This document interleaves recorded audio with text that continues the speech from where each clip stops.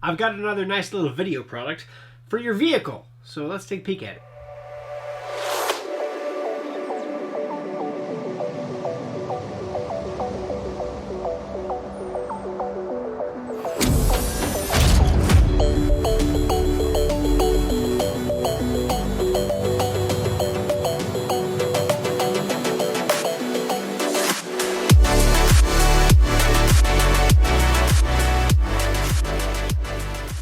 Hey folks, welcome back to GeekSmart. I'm doing an install today on another dash cam. Now this is similar to what I've done in the past, a connected dash cam. So this actually connects to LTE, so you can access the dash cam from wherever you are.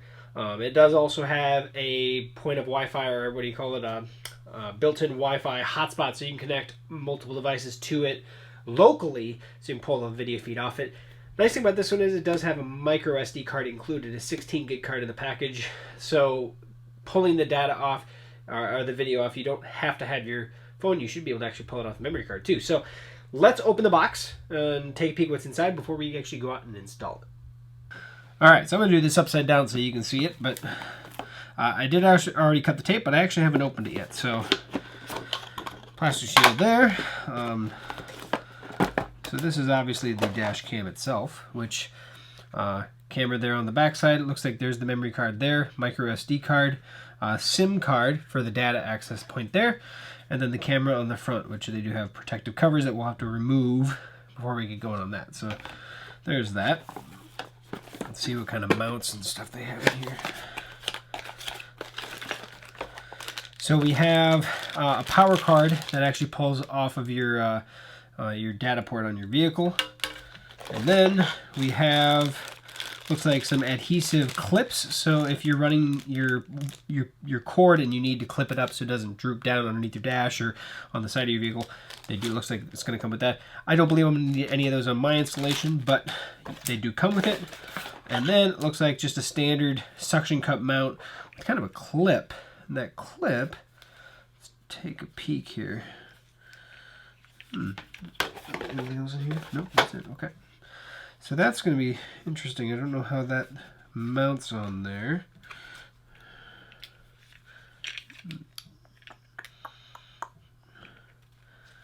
I'm going to have to take a peek at that a little more. And so that should be it. That's all that comes with it. So that's, you have your mount, you have your actual camera itself, you have your power cord, and then you have your clips. So that's what comes with it. I'm going to take a peek at this and see if I can see how it goes on. It doesn't scream out. Oh, that's why. It's behind this sticker. Ha ha ha!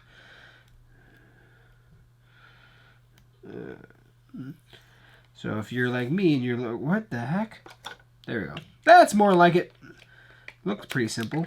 So there we go. And it actually does have a little lock that keep it from coming out on its own. So that's that. Suction cup it up, and there we go. It looks like you can adjust the angle of the main camera, but that is what she's going to look like in the vehicle. I like the size of the screen. I got to give it that. Definitely a larger screen than the Owl Cam that I already own that is similar to this. I'm going to actually keep my Owl Cam. Well, they use the same power cord, so I can't really keep the Owl Cam there. So the nice thing is it is micro USB, so I'm going to make notice of this because I really wish this was USB-C. I think that would be a big benefit in my opinion, because obviously micro USB, it can only go in one direction, whereas USB-C you could do it either direction depending on where you can run the cables. So that's something to say in my opinion. If I was to change one thing real quick, I would change that to a USB-C port. Be a lot better in my opinion. So that's it. Memory card that does come with it is a SanDisk Ultra card, class 10 card. We're going to be working just fine for 1080p video. So let's go up and take a peek at how to install it. Okay, so what I've done, I've removed the protective covers on the suction cup and the cameras, which looks like I already have a fingerprint on the camera. So you may have to clean the cameras after you're done just to make sure you don't have fingerprints on them. But what you're going to want to do in this case, because first, my last dash cam, my Owl Cam that I had, I mounted down here. And I liked that a lot actually. It was nice and down. It was pretty clean. There was actually a built-in thing for that wiring. However, the camera was above the mount. In this case, the camera is below the mount. So we don't want to run the camera down, the cord down, because it's just going to get in the shot. So that's kind of out. So this camera is going to be more focused on basically up high, so kind of behind your mirror, essentially. But you're going to want a little bit lower so you can actually see the screen most likely. The other thing to keep in mind here is that there is the buttons on the side here. It looks like up, down, menu, and power, and that'd be the power of the display, which I'm going to show you in a little bit. But that's, I don't like where that's put. So on the right hand side, I'm the driver. It's hard, you're not going to see it after you mount it because it's the same color as the thing. There's nothing that stands out about it. I really wish they had a little joystick on the front. So if that's something that would be in the future, that would be really highly recommended. Change how the menu works in here. But that said, we can actually go ahead and get started mounting. So I'm going to mount this first because I'm going to base the power cord on that. Essentially in the center of the car, and then lock it down, and I do like that placement. Alright, so now, I apologize, my lights went out. Get a little extra light in here. Now I have the power cord. Alright, so we're going to go ahead and plug this in. Now, the way that, if you're looking at it now, it's actually going to come off to the left, but it does plug into the top up here. So if you want to plug it in prior to putting it up, you can. And then you're just going to want to run the cord up behind, like in my case, behind the mirror. And I am not going to use those clips that they give you, but you could use the clips if you wanted to. I'm just going to kind of tuck it into the headliner. I know every vehicle is a little different in how it would function and how well you're going to be able to get it in there. And that's just something that you'll have to kind of play with. This vehicle is not too hard, to be honest. So, yep, that's good. I want a little bit of slack. I don't want it pulling on this. I'm going to fast forward this. I'm just going to run the cord down, just kind of tuck it so I can't really see it until I get down to the OBD port and from there. So that's the one thing that you're going to want to access properly, know where you're going to run to. That's my data port, or my OBD port is right down here. Behind, it's actually, you can see it with this on here, but this cover gives me access to where I want to put the cover, the cords, I guess, the access cord, because this is going to be a pretty long cord. So let's fast forward.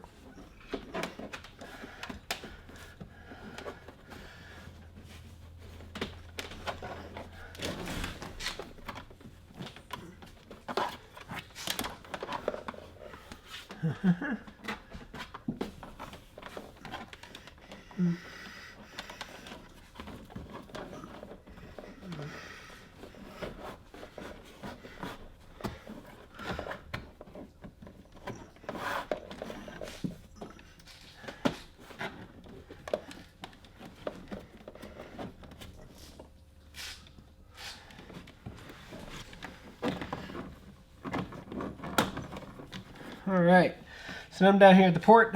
I'm going to go ahead and plug it in. You can only plug in one way, so yeah, there, I can hear it. Let it kick on. Similar to any other dash cam, to be honest. Should power up pretty fast.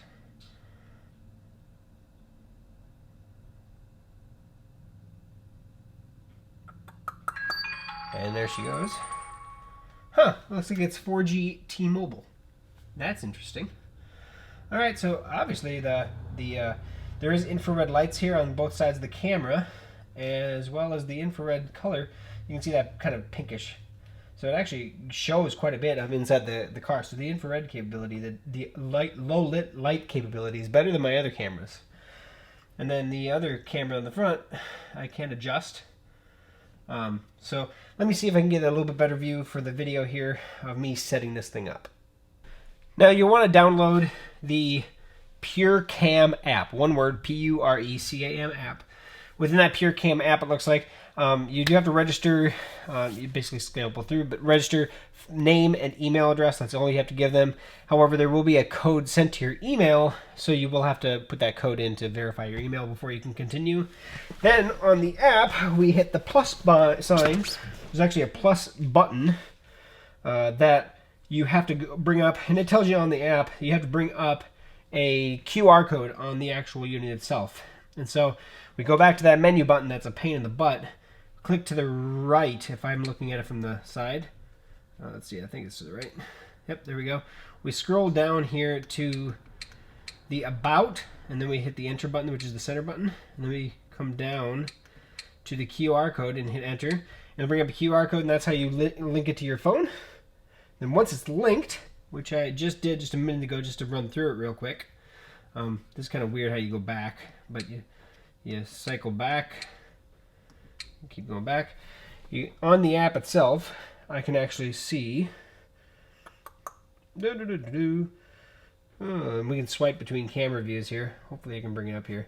You can see there's me, and if I swipe to the side, it'll bring up the outside. If I swipe again, it'll bring up the inside. And that's just under the car part. And that's obviously LTE, or you can do Wi-Fi direct, but this is streaming right now. You can go to videos right now. I really don't have any videos other than what's coming up just as automatic stuff. And we're going to go through this more in the full review that's going to be on TechGooch. But that will get you set up, and that's how it sets up in the car more than anything else. The app is pretty self-explanatory, but you just hit the plus button and use the QR code. To be honest, the hardest part about it was learning this this menu part on the side. So that is the Pure Gear Pure Cam setup. So that is the install on the Pure Cam from Pure Gear. I would like to apologize. Usually I like to do everything in the first shot. That way you get my mistakes as well, and I can catch my mistakes as I go. However, my microphone got dislodged or disconnected, so there was no audio. So I decided to just do a second run on it. And the second run definitely was cleaner and smoother. But that said, not too hard to set up. A couple things that I noticed from setup that I did not like. I did not like the power cord coming off the top, although it does make sense actually if you're mounting it up higher. So I'm not going to hold that against them at all. It's just different, right? It's just from what I'm used to. However, not because a lot of dash cams do that. So not against it, just differences between the other LTE based camera that I have, the Owl Cam. So that is one major difference. I dislike with a passion, however, the menu buttons on the side. If I was to say Pure Cam, change one thing, change those menu buttons. I'm not a fan of those at all. I can't see them. Especially you're in a car, you're in the driver's seat, you gotta get out of the driver's seat, you gotta go over to the passenger side to see them. That's not cool. And then of course you have to memorize them, I guess, more than anything else. Didn't like that. The rest of it, pretty solid. Mount is simple mount. But of course you gotta take into consideration what it is, how it's mounted, and what it's used for. I love that they included a 16 gig memory card, but time will tell. I'm gonna run this through its paces for the next probably couple weeks, and then I will do my full-on video review on TechGooch. Now I will put a link down below. As soon as I have that up, I will insert that link down here. So if nothing else, you can come back here. Otherwise, check out TechGooch, my main channel, and that's where my reviews go. So thanks for watching, guys. Thanks for coming back. Thanks for sticking around here to the end. And we'll catch you back here for a future video review. Or a video install, I guess. All right? Take care.